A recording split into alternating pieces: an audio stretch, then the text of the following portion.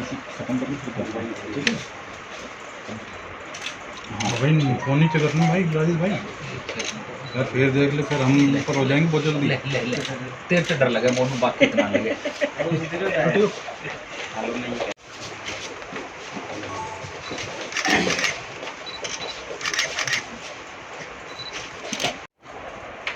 दिनांक 30/7/2022 को सदर सोना के इलाके के एक प्रॉपर्टी डीलर के पास व्हाट्सएप कॉल पे लगातार धमकियाँ आई कि या तो 5 लाख रुपए तो हम जो बैंक अकाउंट नंबर बता रहे हैं उसमें डलवा दें, नहीं तो तेरे पूरे परिवार को ख़त्म कर देंगे और हमें तेरी पूरी जानकारी है। उसने कहा मैं तो एक किसान परिवार से संबंध रखता हूँ और मेरे पास इतने पैसे नहीं हैं।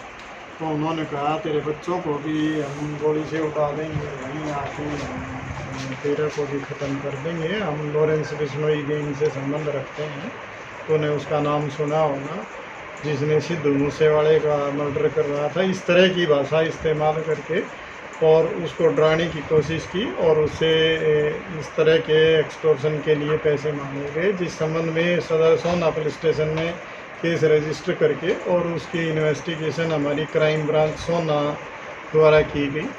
क्राइम ब्रांच सोना के इंचार्ज सब इंस्पेक्टर सत्यप्रकाश के नेतृत्व में टीम ने बड़े सूझबूझ से काम करते हुए उसमें अपने विश्वसनीय सूत्रों की मदद से वह टेक्निकल इन्वेस्टिगेशन करते हुए जो लोग इसमें शामिल थे उनकी पहचान करने में कामयाबी हासिल की और उसमें से 4 आरोपियों को हमने गिरफ्तार करने में कामयाबी हासिल की, जिनके नाम ऋतिक 19 वर्ष, गुलशन 20 वर्ष, बंटी कुमार 24 वर्ष व संदीप उर्फ सैंडी 20 वर्ष हैं।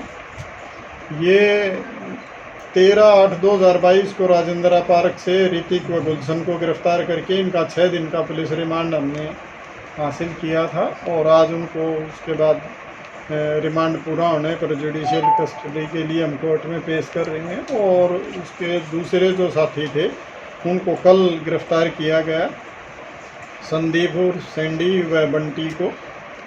इनसे टोटल अब तक 99 ATM, 62 SIM card, 23 mobile phone व 1 बैंक पासबुक हमने बरामद की है। 1 ATM कार्ड व 1 बैंक पासबुक पुलिस हिरासत रिमांड के दौरान इनसे बरामद की गई है।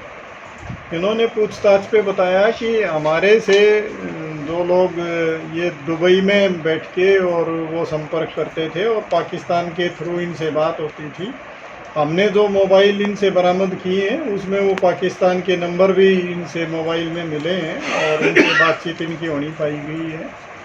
इसमें वो इनको एक नंबर दे के और ये कहते थे कि इस अकाउंट नंबर तुम ये अकाउंट नंबर प्रोवाइड कराते थे उन लोगों को, उस अकाउंट में ये अमाउंट मंगवाते थे, उस अमाउंट में अपना कमीशन रख के और उनके बताए गए ठिकाने पे ये कैश निकलवा के, ये ATM कार्ड वगैरह से तुरंत कैश निकलवा के और उनके बताए ठिकाने पे भिजवा देते थे और उसके थ्रू वो पैसा दुबई के थ्रू पाकिस्तान चला जाता था।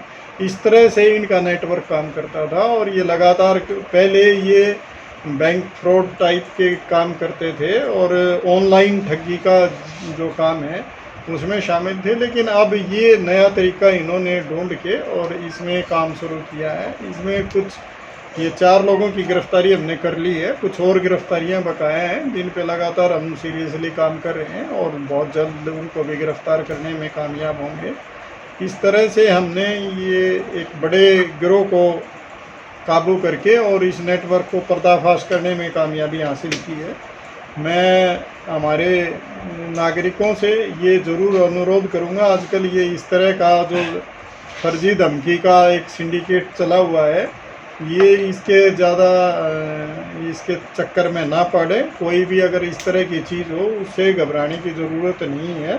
हम लगातार इन पे काम कर रहे हैं और इस तरह का जो भी नेटवर्क होगा उसको हम जल्द से जल्द गिरफ्तार करके नेस्तनाबूद करने में हम कोशिश करते हैं। तो मेरी ये अपील है कि कोई भी इस तरह की जानकारी हो तो हमें शेयर करें और हम उस पर काम करेंगे और उनको जो भी आदमी अपराध करेगा इस तरह का उसको सलाखों के पीछे पहुंचाने की कोशिश करेंगे।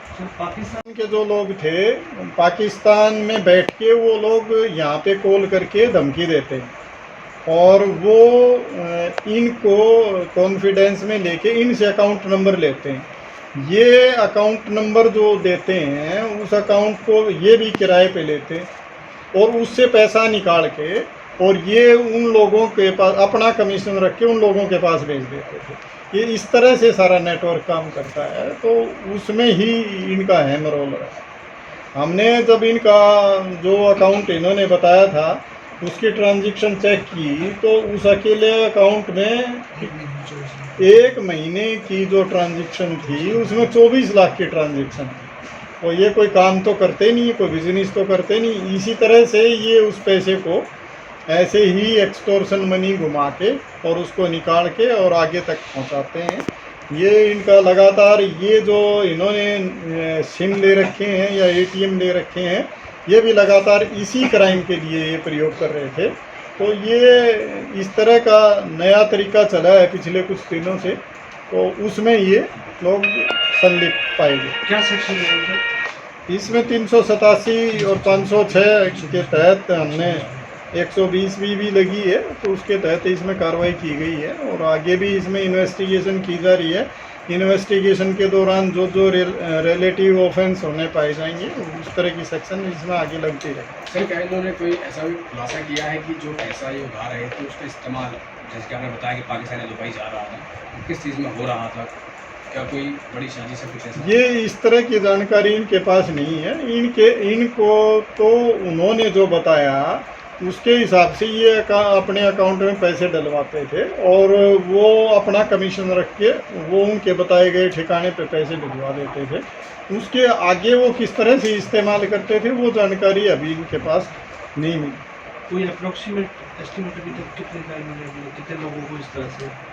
जैसा कि मैंने बताया कि 1 महीने में ही 24 लाख का एक अकाउंट की ट्रांजैक्शन है। इस तरह से बाकी और भी कुछ अकाउंट्स हमने इनसे प्राप्त किए हैं जिनकी डिटेल्स हमने मांगी है बैंक से, और वो सारी स्टडी करके हम इस तरह की चीज़ों के कंक्लूजन पर पहुँच रहे हैं। कुछ लोगों का भी कुछ ऐसा कुछ आइडिया दिया नहीं, कितने लोगों को? इनको पर्टिकुलर इतनी जानकारी नहीं होती किस किस को एक्सटॉर्शन के लिए कॉल किया गया, क्योंकि वो सारी बात इनको भी नहीं बताते। तो वो इन्वेस्टिगेशन में कुछ और गिरफ्तारियां होनी है, उसके बाद और ज़्यादा क्लियर हो पाएगा कि भी और कहाँ कहाँ इन्होंने इस तरह की एक्सटॉर्शन कॉल की है और कहाँ कहाँ से पैसे।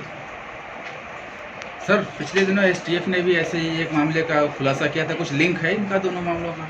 नहीं, इनका तरीका वारदात जो उन्होंने पकड़े थे उनका और इनका तरीका वारदात लगभग सेम है, लेकिन इन दोनों ग्रुप्स का आपस में कोई तालमेल है। अभी इन्वेस्टिगेशन में इस तरह की चीज़ सामने नहीं आई, लेकिन हम फिर भी उस एंगल पे इन्वेस्टिगेशन कर रहे हैं और ये ज़रूर प्रयास करेंगे कि उसमें कोई तालमेल होगा तो उसका जल्दी आपके साथ शेयर करें। ठीक है। जी।